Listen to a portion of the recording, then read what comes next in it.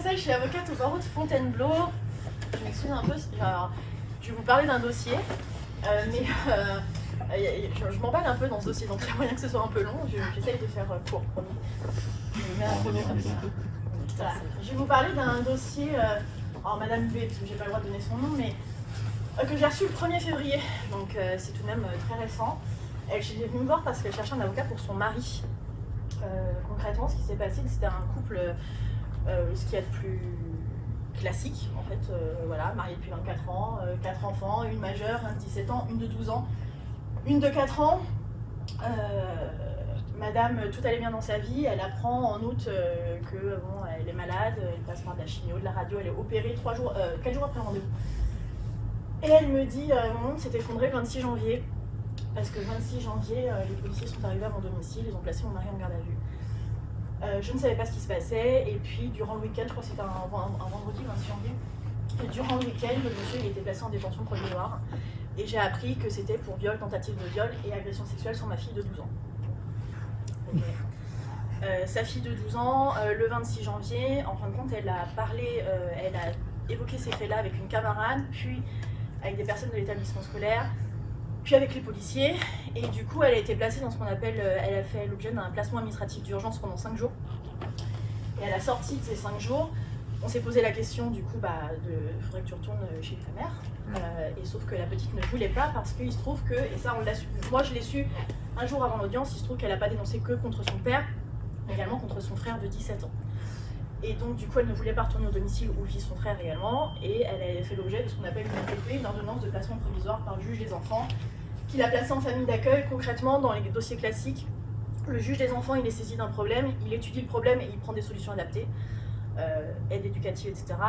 Là, l'ordonnance de placement provisoire, on est dans le schéma inverse, on a un problème tellement grave qu'on sort l'enfant du foyer et on réfléchit après. Et le juge, du coup, il sort l'enfant du foyer et il a 15 jours pour prendre une décision. Est-ce que l'enfant reste placé? Est-ce que finalement on aide les parents, l'enfant retourne au domicile, sous quelles conditions, etc. Donc elle arrive, elle me donne à peu près ce schéma-là. On n'avait pas encore l'audience devant le juge des enfants, on n'avait pas encore le dossier. Ni l'audience, on ne savait pas quand est-ce que ça allait se passer, elle était complètement paumée en fait. Et elle voulait juste un avocat pour son mari. Donc on a approché le dossier d'une autre manière. Je lui ai dit que non, je ne serais pas l'avocat de son mari. Par contre, qu'elle avait besoin d'un avocat. Que pour autant, monsieur, il aurait son propre avocat, mais ce ne serait pas moi, parce que moi je l'ai déjà reçu, elle, donc je ne pouvais pas lui en conflit d'intérêt. Je lui ai donné les coordonnées d'un confrère qui, en plus, en la matière, serait bien plus compétent que moi pour monsieur. Et moi, je l'ai accompagnée, elle. Au début, elle ne voulait pas d'avocat, mais je lui ai expliqué que clairement, si elle ne prenait pas d'avocat, sa fille, elle ne retournerait pas au domicile tout de suite. Et je lui ai dit aussi qu'il va falloir qu'elle apprenne à se positionner correctement dans le dossier, parce que on peut comprendre qu'elle aime son mari, on peut comprendre que sa vie tombe en ruine, on peut comprendre qu'après 24 ans de mariage, on ait du mal à y croire, qu'en plus de ça, c'est jamais sans histoire, monsieur, il n'a pas de casier. Petite famille de province classique, comme il y en a des milliers, quoi. On peut comprendre tout ça, mais que là, en fait, le seul moyen qu'elle a de revoir sa fille, en tout cas qui revient chez elle, c'est de se positionner en disant, bon, ok, monsieur, il est peut-être présumé innocent, mais en attendant, il est quand même en détention provisoire. Et ma fille, je vais la croire, en tout cas je vais la prendre au sérieux, je vais la protéger, je vais l'aider. Parce que de toute façon, soit les faits sont vrais, et c'est gravissime, soit les faits sont faux, et c'est gravissime aussi parce qu'une gamine de 12 ans qui invente ça, dans tous les cas elle tire une sonnette d'alarme, il y a quelque chose qui va. Et donc du coup je lui dis ça, et je lui dis que le meilleur moyen du coup de s'en sortir pour elle et de revoir sa fille, c'est d'expliquer au juge des enfants qu'elle va protéger sa fille, de mettre en œuvre des moyens de protection pour sa fille, qu'elle va l'écouter, qu'elle va la prendre au sérieux, qu'elle va l'aider, la soutenir, et surtout que, voilà, même si elle peut trouver un avocat pour son mari, aider son mari, ça doit être sa fille et ses enfants, mais sa fille en question avant tout. Et donc je lui ai expliqué qu'en fait elle allait se retrouver face à 3 procédures. Alors une, la saisine du JAF, je lui ai demandé d'y réfléchir, mais bon elle n'est pas du tout d'actualité. Mais d'abord une procédure devant le juge des enfants, parce que la petite est placée, donc il va falloir la récupérer. L'instruction, qui sera le deuxième dossier, donc les faits pénaux de viol, tentative de viol, agression sexuelle reprochée contre son mari, dans lequel il va falloir qu'elle se positionne en tant que victime. Alors je lui ai dit que c'est pas forcément qu'elle était contre son mari, mais en tout cas elle est victime du dossier.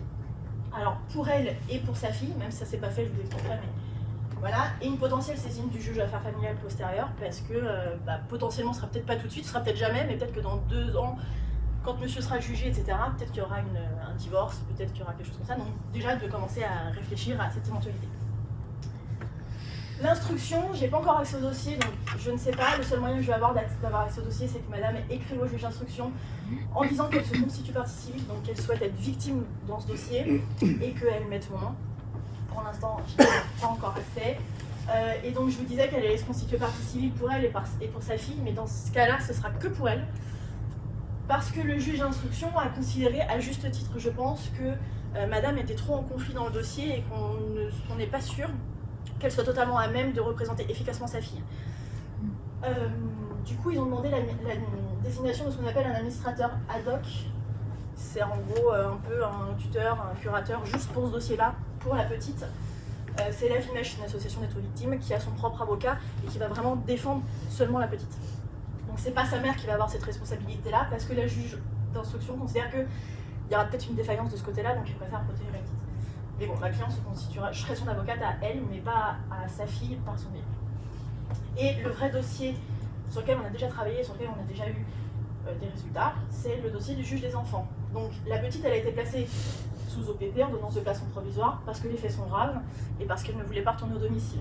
Parce qu'elle dénonçait quand même des faits très graves de mœurs par son père et son frère. L'ASE, l'aide sociale à l'enfance, sollicitait, je le prends toujours avec des pincettes, le maintien du placement, parce qu'il considérait que si la petite retournait chez la mère, il y avait un risque qu'on lui bride sa parole, qu'elle change de version, qu'elle soit manipulée par la mère qui veut protéger son mari, enfin voilà. Des droits de visite médiatisés pour la mère, alors ça j'ai jamais compris pourquoi il demandait ça, mais bon. Concrètement, ça veut dire que la mère aurait juste le droit de voir sa fille sans qu'elle vienne chez elle, mais dans un lieu neutre avec des assistantes sociales et tout. Et une MJE, c'est une mesure judiciaire d'investigation éducative, c'est une enquête sociale. Nous, on demandait le retour de la petite au domicile, donc un placement chez la mère, avec ce qu'on appelle une AEMOR, c'est une assistance éducative en milieu ouvert renforcée.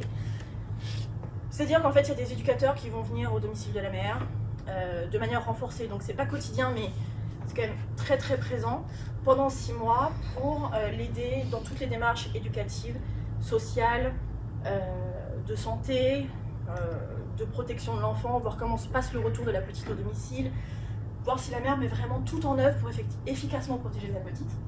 Et pour ça, on avait plusieurs arguments et une proposition. En fait, pourquoi elle est placée cette petite? Elle était placée parce qu'il y avait le danger du père. Le danger du père, il est écarté, monsieur, il est en détention provisoire. Donc il n'est plus au domicile de la mère. Donc concrètement, ce danger-là n'existe plus. Le danger du frère. Le danger du frère, c'est compliqué parce qu'on a appris le 13 février que la petite avait dénoncé ça sur le frère. Le frère, il était, je pense qu'il y a moins d'éléments sérieux dans le dossier parce qu'il n'a toujours pas été placé en garde à vue, même un mois après, donc voilà. Mais il y a quand même ce danger. Et nous, on se devait de rassurer le juge sur le fait que la petite, si elle retourne au domicile, elle ne sera pas mise en danger par rapport à son frère. On l'a appris le 13 février en fin de matinée pour une audience du 14 février à 9h30. On a dû trouver une solution, on a trouvé une solution. La mère s'est démenée et on a réussi à faire en sorte que le frère soit hébergé chez la grand-mère, qui pourtant n'a pas forcément un logement pouvant l'accueillir, mais on s'est débrouillé pour que ce soit le cas. Une attestation de la grand-mère qui vient nous dire que, ok, elle accepte d'héberger son petit-fils. Une attestation du fils de 17 ans qui vient dire, je comprends la situation et pour le bien-être de ma petite sœur, je vais chez ma grand-mère. On a argumenté là-dessus, c'était pas facile parce que fallait convaincre le juge. Concrètement, on lui faisait prendre un risque. Parce qu'il n'y a personne qui va venir vérifier si efficacement le frère qui vit chez la grand-mère à 500 mètres ne vient pas dans le domicile de la mère. Donc on le fait prendre un risque à la juge. Mais c'était la proposition qu'on faisait. La mère s'engageait à faire un suivi psychologique pour elle et pour ses 2 filles. Pour elle, parce que clairement elle est dévastée. Pour sa fille de 12 ans, parce que clairement on a besoin. Et pour sa fille de 4 ans, parce que finalement on ne sait pas trop, même si vraisemblablement il n'y a rien la concernant, mais quand même on ne sait pas trop. On a produit pléthore d'attestations, je crois qu'il y en avait 15 ou 20 attestations du voisinage de la famille disant que madame c'est une bonne mère, qu'elle n'a jamais été défaillante dans l'éducation de sa fille. Et l'argument de l'aide sociale à l'enfance qui venait dire que la parole de l'enfant serait bridée, bon, moi je veux bien, mais en fait l'enfant elle a été entendue par l'école, par les policiers à 3 reprises. Elle a fait l'objet d'un examen gynécologique à 12 ans. Elle a été entendue par la juge des enfants, par les éducateurs. Donc je pense qu'en fait la parole elle est plus bridée, on a déjà entendu cette petite. Et donc on a une décision, j'essaye d'être rapide, je regarde si je suis encore dans les temps. Non, c'est pas grave. On a eu une décision. Je la reprends pas en entier, mais concrètement, la juge a décidé qu'effectivement, la mère avait un positionnement clair et adapté, qu'elle voulait protéger sa fille, qu'elle a clairement dit, parce que la petite avait peur de ça, elle avait peur que sa mère lui en veuille d'avoir mis son père en prison. Elle a clairement dit à sa fille, devant tout le monde, je ne t'en veux pas, je te soutiendrai. La mère a aussi confirmé qu'effectivement, si monsieur devait sortir de détention, c'est quelque chose qui est possible, il peut faire une demande de mise en liberté. Bon, il ne l'obtiendra pas tout de suite, mais dans quelques mois, il peut l'obtenir. Elle a clairement dit que monsieur ne reviendrait pas au domicile, voilà, il se ferait héberger ailleurs. Il a des possibilités de la famille, il a la possibilité d'être hébergé ailleurs. Que madame, alors qu'elle a appris à la dernière minute des faits sur son fils, elle s'est démenée pour trouver une solution. Donc c'était quand même gage de... Elle a envie de protéger sa fille. Qu'il n'y a rien qui prouve que madame n'est pas bonne dans ses fonctions de mère, qu'elle n'a jamais manqué à son devoir de protection, et qu'en plus de ça, le lien mère-fille, il a l'air d'être intact, et que madame, voilà, après son opération, parce qu'elle est sortie de l'hôpital 2 jours avant l'audience, elle a repris le cours de sa vie et tout va bien. Et qu'au regard de cela, le maintien en placement, enfin le maintien du placement ne se justifie pas. Et donc la juge a décidé de sortir la petite du placement de l'ASE, de la réintégrer au domicile de la mère sous condition qu'elle ne soit pas en présence de son frère. Et donc du coup, ils ont mis en place ce qu'on avait demandé, une AEMOR, une assistance éducative en milieu ouvert renforcée, pour 6 mois, ce qui signifie que dans 6 mois, on retourne devant le juge des enfants pour faire un point, voir si la petite, comment ça se passe au domicile, est-ce que effectivement elle a eu un bon retour, est-ce que ça se passe bien avec sa mère, est-ce qu'effectivement elle voit pas son frère, où en est la procédure contre le père. Voilà, voir si effectivement il y a un suivi psychologique, si effectivement elle va bien, si elle est toujours scolarisée, parce que la mère me disait au début, avec tout ce qui se passe, il y a des rumeurs, je vais peut-être la sortir de l'école, oulala, ne faites pas ça. Donc voilà, voir comment ça se passe. Donc ça c'est un dossier qui m'a pris pas mal de temps et c'est un dossier sur lequel je pense va durer encore quelques années. Donc parce que le juge des enfants, dans 6 mois c'est pas fini. Dans 6 mois il va sûrement dire, si ça se passe bien, il y a de très fortes chances qu'il maintienne le placement au domicile de la mère, sous condition qu'elle ne soit pas mise en présence de son frère, et qu'il réordonne une mesure d'assistance éducative en milieu ouvert renforcée pour 6 mois. Elle sera peut-être plus renforcée, mais encore pour 6 mois, voire pour 1 an. Et ça, il y en aura peut-être encore pendant... Bon, de toute façon, tant que l'enquête sur le père et sur le frère existera, il y aura ça. Et même après, je pense, donc là, on est parti pour peut-être 5, 6, 7 ans de procédure dans le jugement. C'est chaud. Voilà. Ça, c'est le dossier que j'aime. Quoi ?